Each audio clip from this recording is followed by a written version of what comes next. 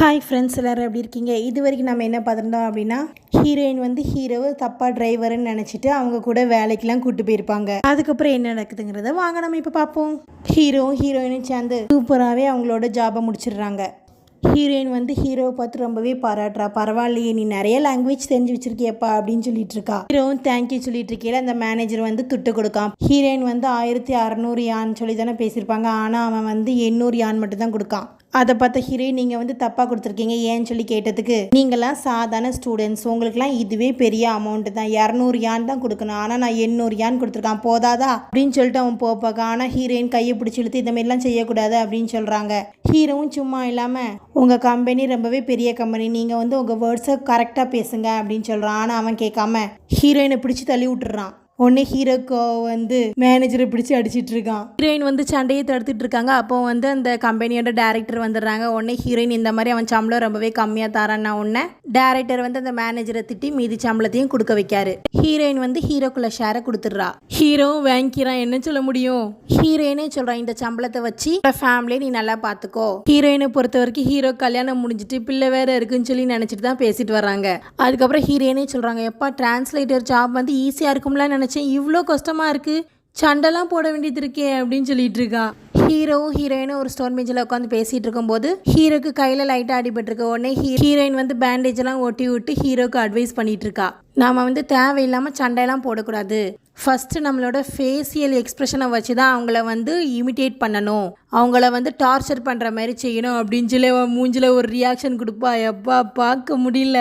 அதை பார்த்து காமெடியாக இருந்தோன்னே ஹீரோ சிரிச்சிட்டு இருக்கான். அதுக்கப்புறம் ஹீரோயின் சொல்லலாம், இன்னும் ஒரு ஒர்க் இருக்குது, 6 மணிக்கு வரையா போவோன்னொன்னே, இல்லை அது எனக்கு காஃபி குடிக்கிற டைம் அப்படின்னு சொல்லி ஹீரோ சொல்கிறான். என்னது காஃபியா அப்படின்னு சொல்லி ஹீரோயின் சிரிக்கா.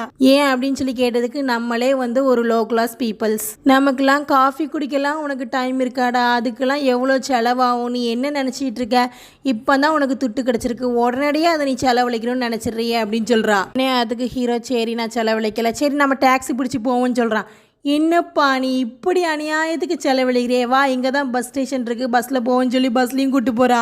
ஹீரோயினே இப்போ ஒரு சீட்டை பிடிச்சி, ஹீரோக்கு வந்து கால் முடியாதுல்ல, நீ வந்து உட்கார அப்படின்னோடனே ஹீரோ, இல்லை வேண்டாம் நீ உட்காருன்னு சொல்லி ஜென்டில்மேனாக சொல்லிடுறான். உடனே ஹீரோயின், நீ ரொம்பவே ஜென்டில்மேனாக நடந்துக்கிறப்பா அப்படின்னு சொல்லிட்டு உட்காந்து டிக்ஷனரி எடுத்து படிச்சுட்டு இருக்கா.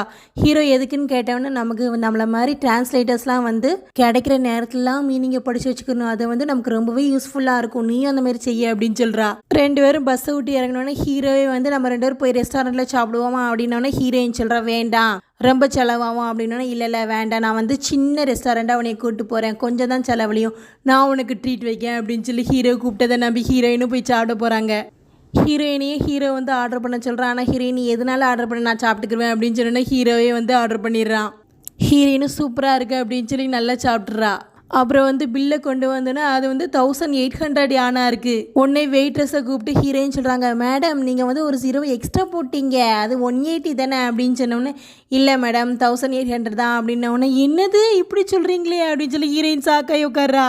ஹீரோ பெசாட்டுருங்க அப்படின்னு சொல்லிட்டு கொடுத்துட்றான் அவன் காடை. ஹீரோயின் வந்து ஹீரோவை பிடிச்சி கிளின்னு கிளிக்கா. இப்போ தான் துட்டு கிடச்சிச்சு, உடனடியாக நீ ஏன் இவ்வளோ செலவழிக்கிற, அப்படின்னா நீ வந்து முன்னாடி உங்களுக்குள்ளே கம்மிலேருந்து கை வச்சிட்டியோ, நிறைய காசு எடுத்துட்டியோ, அதனால தான் நீ இப்படி ரொம்பவே லக்ஸுரியாக இருக்கியப்பா அப்படிங்கா.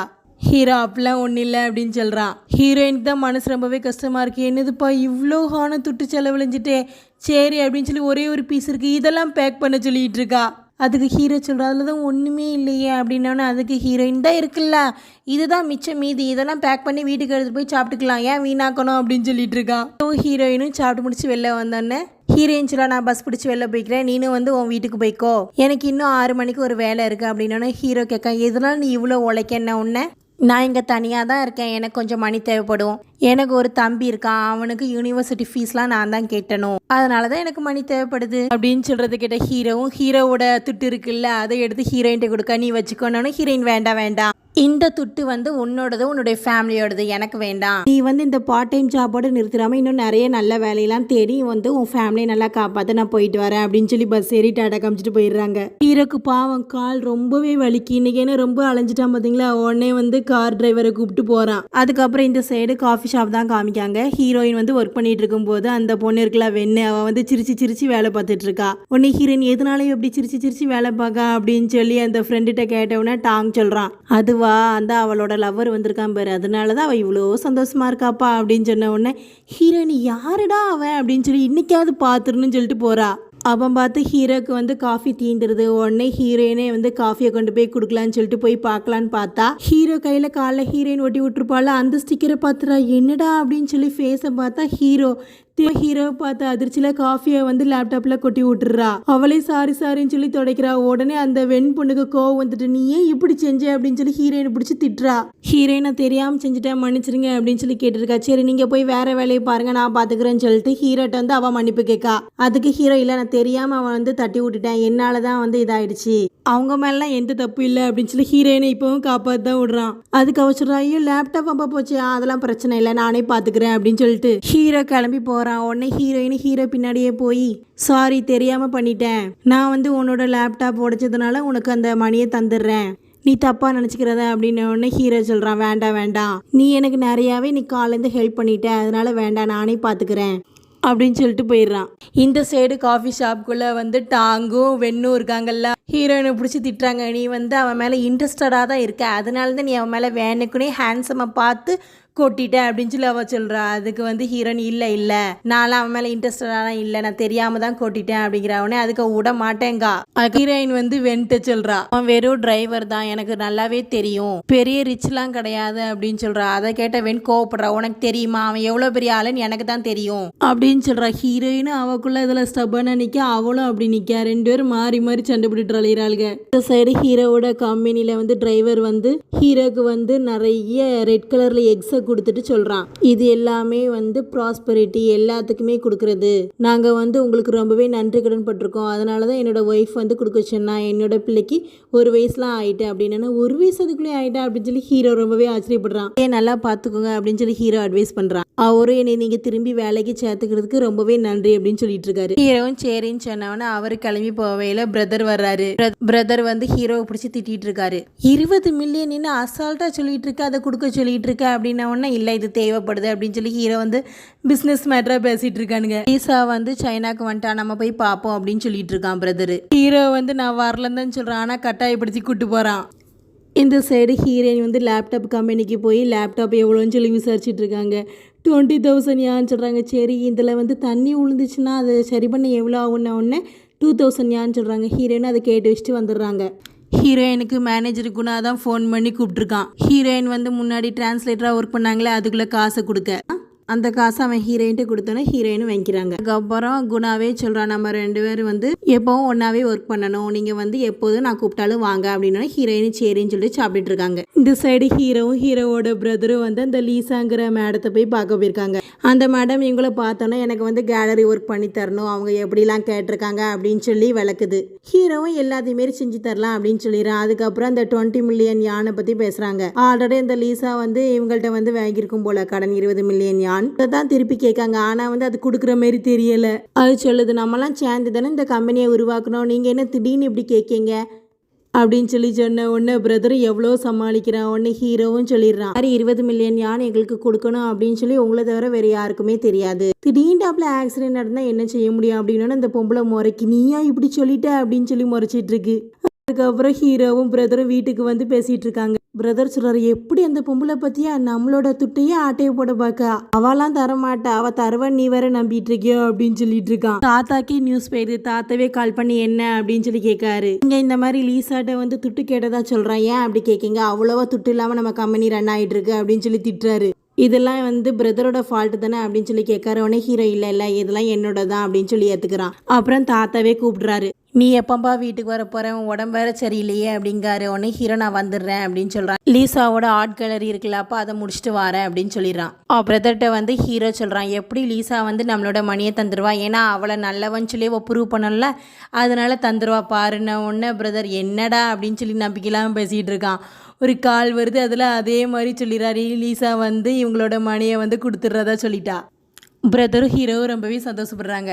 ஹீரோ வந்து எப்போதும் போல காஃபி ஷாப்க்கு வந்திருக்கான். உடனே வெண் பொண்ணு ரொம்பவே சந்தோஷப்பட்டு பேசிகிட்டு இருக்கா ஹீரோட்ட. அதுக்கப்புறம் இங்கே ஹீரோயின்ட்டையும் ஃப்ரெண்டு டாங்கிட்டையும் வந்து நான் எப்படி இருக்கேன் ஓகேவா இருக்கானா சூப்பராக இருக்கேன்னு சொல்லி அனுப்பி வைக்காங்க. ஹீரோயின் வந்து எப்படியும் வந்து அந்த பெண் பொண்ணு வந்து ஹீரோட்ட பேசிடுவான்னு சொல்லி ₹1 பெட் கட்டுறா. அதுக்கு வந்து டாங் சொல்கிறான், நான் உனக்கு ₹1.5 பெட் கட்டுறேன், பேசவே மாட்டேன் அப்படின்னு சொல்கிறான். எப்படியும் டாங் தான் ஜெயிச்சான். ஹீரோயின் பாவம் ஒரு யானை கொடுக்கா. ஹீரோயினே மனசு கேட்காம அந்த வெண் பொண்ணிட்ட வந்து பேசுகிறான். இந்த மாதிரி ஹீரோயினுக்கு கல்யாணம் முடிஞ்சு பிள்ளையே இருக்குப்பா, எனக்கு ஏற்கனவே தெரியும் அப்படின்னா அவன் நம்பவே மாட்டேங்கிறான். அப்படிலாம் கிடையாது, அவனை பார்த்தா அப்படியா தெரியுது, அவன் என்ன மேரேஜ் ரிங்கா போட்டிருக்கான் நீ பாத்தியா அப்படின்னு சொல்லி சண்டை போட்டுட்டு இருக்காங்க. அவன் வந்து ஃப்ரெண்டு டாங்கும் வந்து பேச வர்றான். அவன் சொல்றான் ஹீரோவை பார்த்து, எவ்வளோ பெரிய பணக்காரன், அவனை பார்த்து நீ இப்படி டிரைவருங்க, என்னோட வாட்சோட விலை தெரியுமா உனக்கு அப்படின்னு. ஹீரோயின் சொல்றா 300 இருக்கும் அப்படின்னு. 300,000 அப்படின்னு சொன்ன ஹீரோயின் அப்படிலாம் நம்பாம சிரிச்சிட்டு இருக்கா. அதுக்கப்புறம் ஹீரோயினே ஒரு சாண்ட்விட்ச் எடுத்துட்டு போய் ஹீரோக்கு கொடுத்து, இது என்னோட ட்ரீட், என்னாச்சு நீங்க வந்து லேப்டாப்பை சேஞ்ச் பண்ணியாச்சா, சாரி நீங்க இப்பதான் வந்திருக்கீங்க அப்படின்னு சொல்லி காசை கொடுக்கா ₹2000. ஹீரோ சொல்றான் எனக்கு வேண்டாம், உனக்கு தான் இது தேவை அப்படின்னு சொல்லி கொடுக்கான். ஹீரோயின் சொல்கிறா இதை வச்சு உங்கள் ஃபேமிலியை நல்லா பார்த்துக்கோங்கன்னொன்னே ஹீரோவே சொல்லிடுறான், இல்லைம்மா நான் இந்த அளவில் கஷ்டத்துலலாம் இல்லை. ஹீரோயின் என்னன்னு கேட்ட உடனே, நீ வந்து என்னை தெரியாமல் டிரைவர்னு நினச்சிக்கிட்டேன், நான் டிரைவர்லாம் கிடையாது, என்னோட பிரதர் வந்து என்னோட டிரைவரை வந்து வேலையை விட்டு தூக்கிட்டான், அதனால தான் நான் அன்னைக்கு கார் ஓட்டினேன். ஆமாம் யார் உன்னோட பிரதர் அப்படின்னு, அந்த பாஸ் தான் அப்படின்னு. ஓ அப்படியா அப்படின்னு சொல்லி ஹீரோயின் ரொம்பவே ஹீரோ மேலே கோவப்படுறா. நீ வெளியில வா நம்ம வெளில பேசிக்கலாம் அப்படின்னு சொல்லி கூப்பிட்டு வெளில போறா. ஹீரோயின் பார்த்து முறைச்சிட்டே இருந்தவொடனே ஹீரோவே பேச ஆரம்பிச்சிருக்கா, நீ தப்பா புரிஞ்சுக்கிட்டம்மா, எனக்கு கார் ஓட்டனா ரொம்ப பிடிக்கும், அதனால தான் நான் ஓட்டிகிட்டு இருக்கேன் அப்படின்னு சொல்கிறத கேட்ட ஹீரோயின், நீ ஏன் என்கிட்ட சொல்லலை, நீ வந்து டிரைவர் கிடையாது அப்படின்னு சொல்லி கேட்கா. அதுக்கு ஹீரோ சொல்ல, நம்ம அடிக்கடி மீட் பண்ணுறோம், ஆனால் வந்து எனக்கு சொல்ல டைமே கிடைக்கல அப்படின்னு சொன்ன உடனே ஹீரோயின் சொல்கிறா, ஓ உனக்கு டைம் கிடைக்கலையா, என்னை பார்த்தா என்ன கிறுக்கி மாரி இருக்கா, நீ நல்லா விளையாடுவ, அதுக்கு நான் ஏற்ற மாரி இருக்கேனா, இனிமேல் உன்னை எங்கே பார்த்தாலும் அடிப்பிச்சு எடுத்துருவேன், ஓடி போயிரு, நீ இனிமேல் இந்த காஃபி ஷாப்புக்கே வரக்கூடாது, நீ வந்த வச்சுக்கோ உன் மூஞ்சிலே காஃபியை ஊற்றிடுவோம் பார்த்துக்கோ அப்படின்னு சொல்லிட்டு ஹீரோயின் கோவமா போயிடுறா.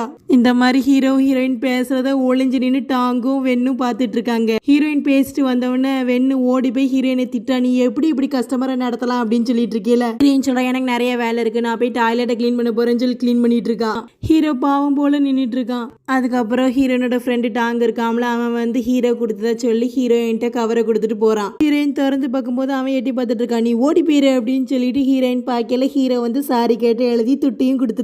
ஹீரோயின் கொடுத்தால அந்த ₹2000 திருப்பி ஹீரோயின்ட்டே சேர்த்துட்டான். இந்த சைடு ஹீரோ வந்து ஊருக்கு கிளம்பிட்டு இருக்கான். அப்போ வந்து எல்லாத்தையும் அரேஞ்ச் பண்ணிட்டு இருக்கேல, அவன் கோட் பாக்கெட்டில் ஏதோ தட்டுப்படுது, என்னதுன்னு பார்த்தா ஹீரோயின் ஒரு மேப் வரைஞ்சி வச்சிருப்பாங்களே அந்த மேப் தான். அதை பார்த்தவொன்னே ஹீரோயின் நினைப்பாவே இருக்கு ஹீரோக்கு. ஹீரோ ஹீரோயினை சந்திச்சதெல்லாம் நினச்சி பார்த்துட்டே இருக்கான். அடுத்து என்ன நடக்குதுங்கிறத நம்ம நெக்ஸ்ட் பார்ட்டில் பார்ப்போம். இந்த ட்ராமா உங்களுக்கு பிடிச்சிருந்தா மறக்காமல் நம்ம RR Dramas சேனலை லைக் பண்ணுங்கள், ஷேர் பண்ணுங்கள், சப்ஸ்கிரைப் பண்ணுங்கள். தேங்க்யூ.